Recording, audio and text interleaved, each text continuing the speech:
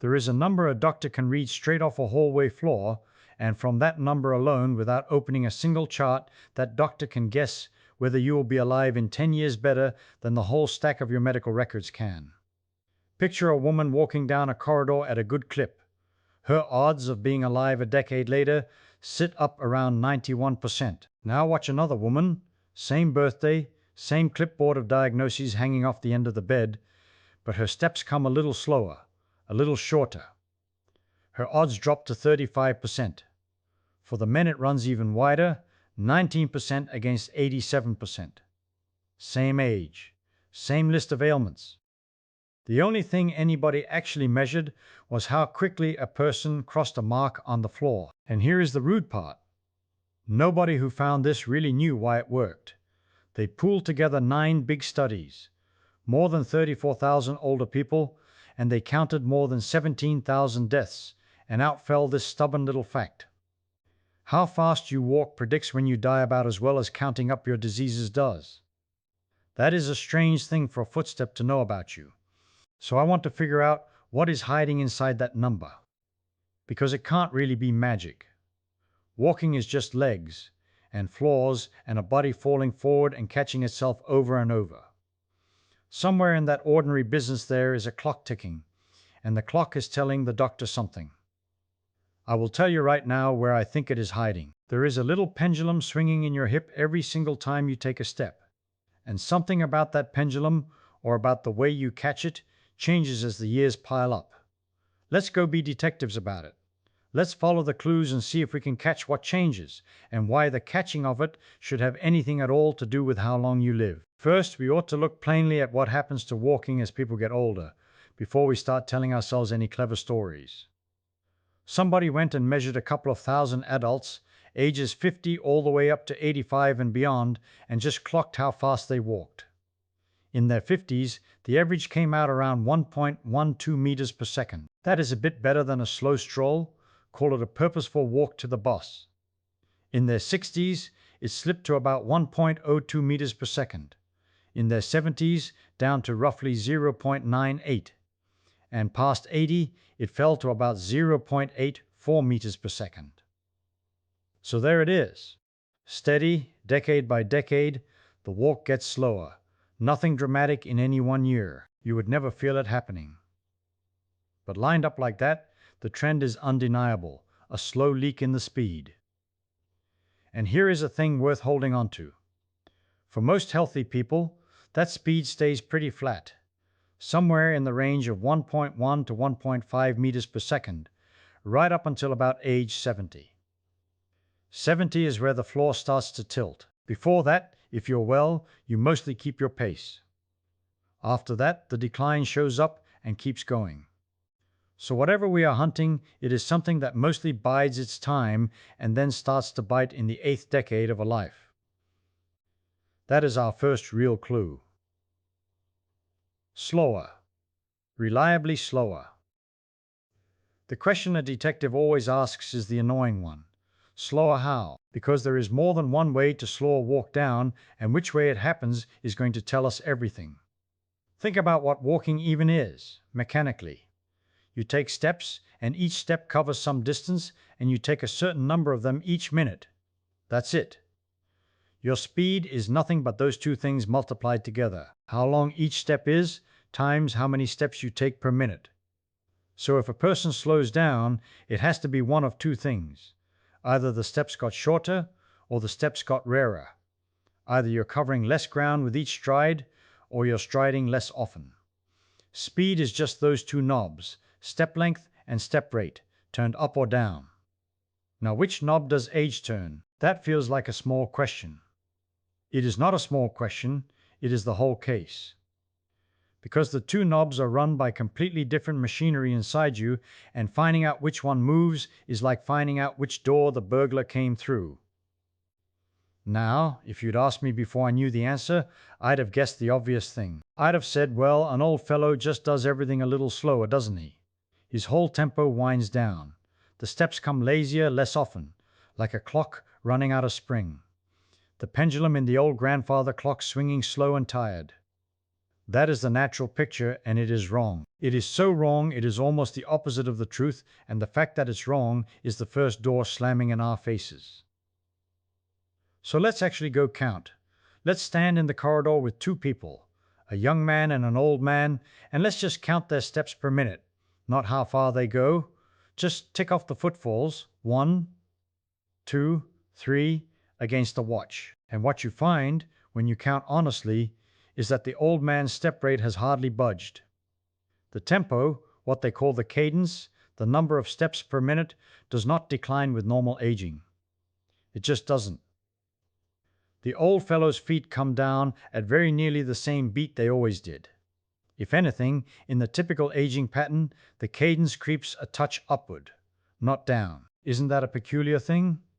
The clock did not slow, the metronome kept its time. So where on earth did the lost speed go? Well, if the beat stayed the same but the speed dropped, then by simple arithmetic the other knob must have turned. The steps got shorter. And that is exactly what happens. Older people take the same number of steps per minute, but each step covers less ground. Same tempo, smaller stride. Picture a healthy step as covering about 3 of your own foot lengths, heel mark to heel mark, 3 shoe boxes laid end to end. In a gait that has gone wrong, that can shrink down to under 2 foot lengths. The feet still patter along at the old rhythm, but they're nibbling at the floor instead of taking bites out of it.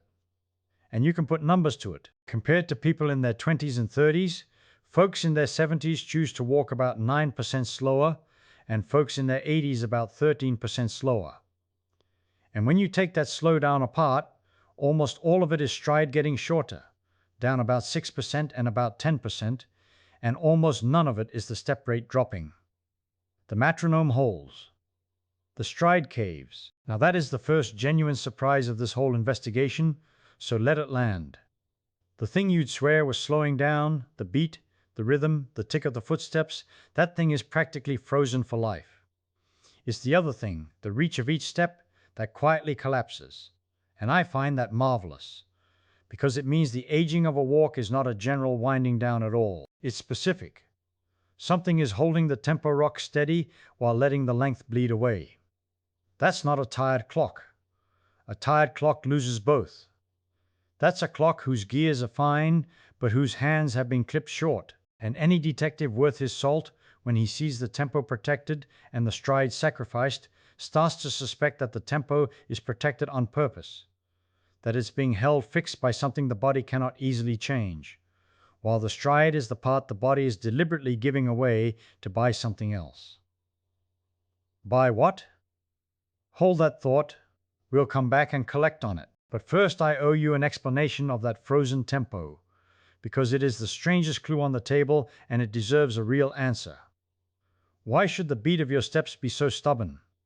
Why can't you just decide to step less often when you get old and tired?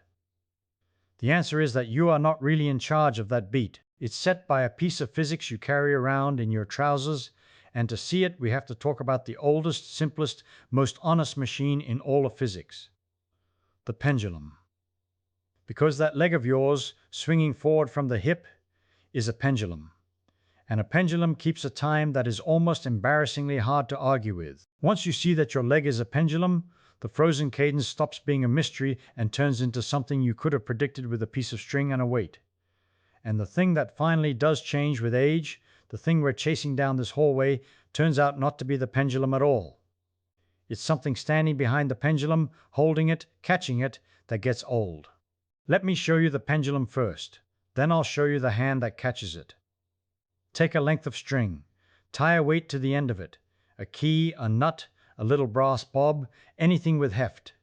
Hold the top still and let the thing swing. Now here is the fact that ought to keep you up at night. How fast it swings back and forth does not care how heavy the weight is. Hang a feather's worth of metal on that string, or hang a fat lead ball, and if the string is the same length, they keep the very same time. Tick, tick, tick, identical. People find that hard to believe the first time they hear it, so let me tell you why it's true. Because the reason is delightful. Gravity pulls harder on the heavy bob, sure, but the heavy bob is also more sluggish. Harder to get moving, harder to stop. Those two effects, The extra pull and the extra stubbornness, they scale together and they cancel. Right out of the equation. The mass simply vanishes.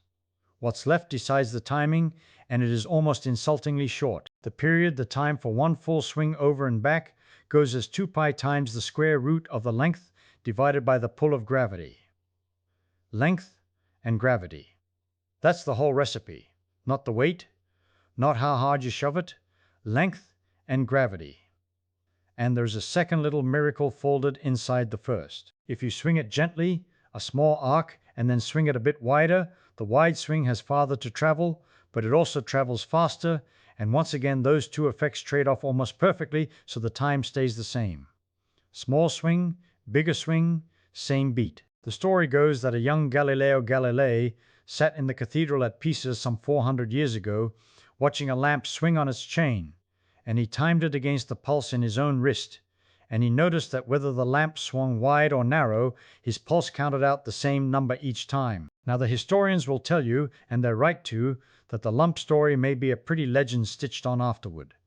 But the physics underneath it is bone solid, and a fellow named Christian Huygens took that steadiness and around 3.5 centuries ago built the first pendulum clock out of it.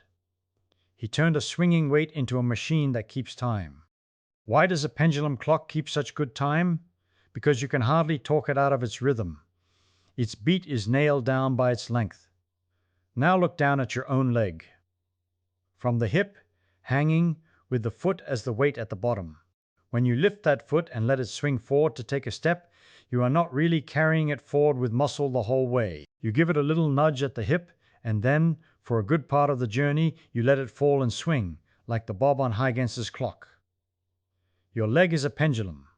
Not a perfect one with all the weight at a point. It's a stiff rod with the meat spread along it, what we'd call a physical pendulum, and the arithmetic gets a touch fancier. You bring in how the mass is spread out. But the punchline survives every bit of that fanciness.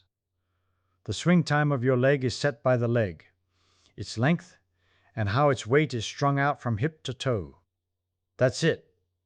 It does not ask how much you weigh on the whole. It does not ask your age. A grown leg of a certain length has a certain natural beat, and swinging it faster or slower than that beat costs you extra effort. So you settle into the beat the leg wants. So now, at last, the frozen clock makes sense. Remember our puzzle. The old man's cadence, his steps per minute, barely budged from the young man's, and we couldn't figure out why he couldn't just choose to step less often. Well, of course he can't easily. His legs are the same length they were at 20. The pendulum in his trousers is the same pendulum. Its beat was set by geometry decades ago, and geometry doesn't retire. A tall fellow with long legs, a long pendulum, swings slow, maybe 90 steps a minute. A short person with short legs, a short pendulum, swings quick, up past 120 a minute. Watch children scurry beside their parents, and you're watching short pendulums beating fast next to long ones beating slow. It was never about strength or age. It was about the length of the string. That's our first suspect cleared. The cadence isn't slowing because there was never any reason for it to slow. The clock keeps ticking. But wait. Something is slowing. The old man does get down the corridor slower. The numbers don't lie. 1/5 of a meter per second gone, a quarter gone, real speed vanishing decade by decade. If the beat is the same and he's covering less ground per minute, then simple bookkeeping forces the answer. Each step must be shorter. And that is precisely what we measure. Here's a nice homely way the clinicians size it up. A healthy step, heel to heel, runs about 3 of your own foot lengths long. Line your shoes up toe to heel, and a good stride spans 3 of them. Let a person age and struggle, and that step can shrink under 2 foot lengths. The beat is unchanged. The reach is what collapses. Put real percentages on it, and you find preferred walking speed down about 9% for folks in their 70s, about 13% for folks in their 80s, against people in their 20s and 30s, and when you ask why, it's almost all the shorter stride, 6%, 10% shorter, hardly any of it a slower step rate. And here's the detail that makes a physicist sit up. There's a number called the walk ratio. Roughly how long your step is set against how fast you're stepping. and that ratio stays remarkably steady as people age. Think about what that's telling us. The old walker isn't rebuilding the machine. He isn't inventing some strange new way to walk. He's running the very same mechanism, the same pendulum tuned to the same beat, just dialed down, taking a smaller bite of ground each swing. He's not walking differently, he's walking smaller. The gate didn't break. Something quietly turned the dial. So who turned the dial? Now we're properly on the hunt, and the first suspect the world will hand you is the obvious one. Weak legs, old muscles, and I'll be honest with you, the case looks airtight at first. Take that study of women from 60 up to their late 80s. Across that span, lower body strength fell by a third, a full 33% gone. Their balance and quickness worsened by about a fifth. Their wind, their aerobic endurance dropped over a tenth. And right alongside, their comfortable walking speed fell about 22%, and their all-out top speed fell about 26%. Strength down a third, speed down a quarter. Line those up, and you want to slam the case shut. The legs got weak, the steps got short, everybody go home. That's your man. Except a good detective distrusts the suspect who's too convenient. Look again. Strength fell by a third. Speed fell by a quarter. But the walking, the actual walking, held its shape. That steady walk ratio again. If crumbling muscle were the whole story, the simple whole story, you'd expect the whole style of walking to come apart, to get ragged and strange in proportion to the weakness. Instead, the person keeps the same clean rhythm and just, politely, slows down. That's not the signature of a machine that's failing. That's the signature of a machine that's protecting itself. Someone is choosing to go smaller. And weakness alone doesn't choose. Weakness just fails. So strength is in this somewhere, no doubt. It's an accomplice. But it is not the mastermind. Keep it in the room, but keep looking. Here's the next suspect, and this one's stranger, quieter, easier to miss.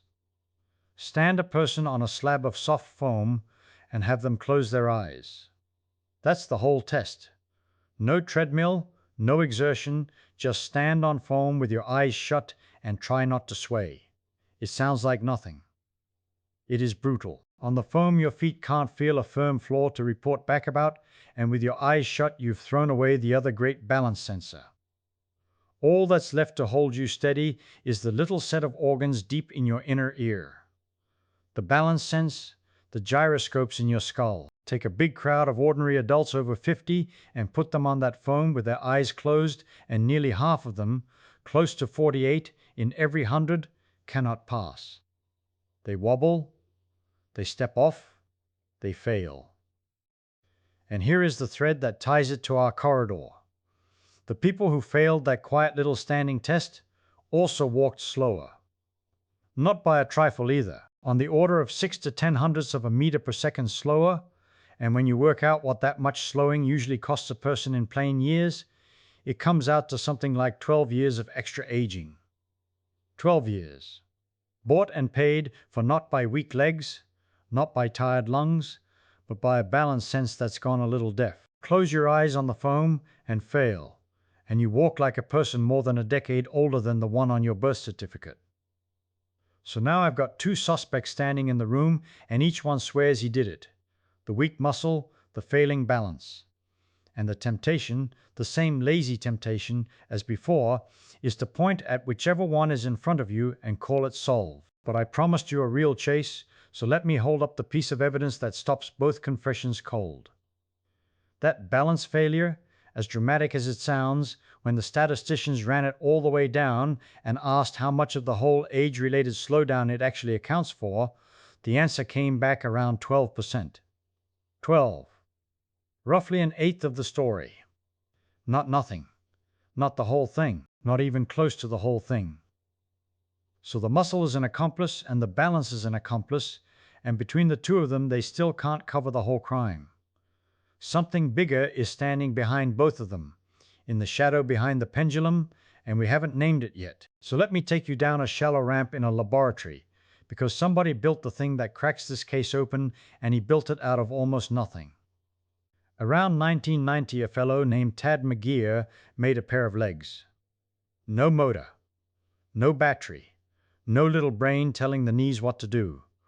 Just rigid legs, hinged at the hip, standing at the top of a gentle slope. And he gave it a nudge, and the thing walked. It walked down that ramp all by itself, step after step, rocking from one leg to the other with a rhythm as steady as a metronome, powered by nothing in the whole world except gravity pulling it downhill. Nobody was steering. Nobody was pushing. The legs just swung, because that is what pendulums do, and the machine fell forward and caught itself and fell forward and caught itself all the way to the bottom. Now sit with that a second, because it is telling you something enormous. The step you take is not, at its heart, a thing your muscles manufacture from scratch. The swing is free. The swing is a gift from gravity and the length of your leg. That little walking machine had no strength at all. None. And it still found the rhythm, because the rhythm was never about strength in the first place. It was about a pendulum swinging from one angle to the opposite angle and taking exactly as long as a pendulum of that length must take. The clock in your hip is nearly indestructible. It is built into the geometry of your bones. You could weaken every muscle you own, and that swing would still want to swing at the same beat. So here is the thing that stops both our confessions cold and names the shadow behind them. What ages is not the pendulum. What ages is the catching. Think again about what that machine on the ramp was actually doing. It fell forward and it caught itself. Every step is a small controlled fall. And the whole art of walking is not the falling, which any rock can do, but the catching, which almost nothing in the universe can do.